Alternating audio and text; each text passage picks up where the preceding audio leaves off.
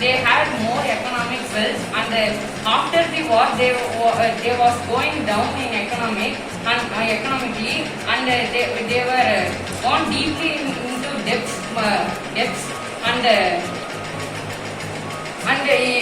because of that industries are increased in India and China. When the post-war in the post-war, Europe before that Europe was high in wheat cultivation. After that, when in post-war, Europe could not cultivate the wheat highly, so that in America there was more production for wheat.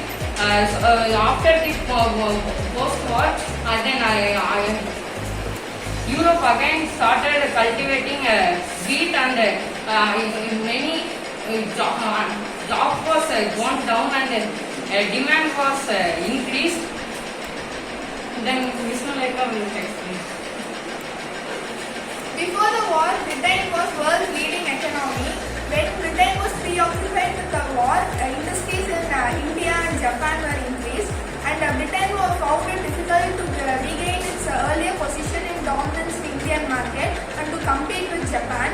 And Britain, for war expenditures, liberally borrowed from US, which made it a huge burden to pay back of the debt.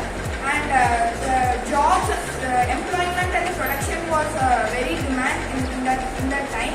And in 1921, 1 out of every 5 British workers was out of work.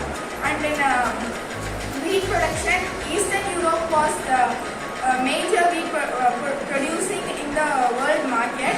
And because of the war, it was disturbed, and countries like America, Australia, Canada, the wheat production were increased, and Eastern Europe regained its earlier production of wheat.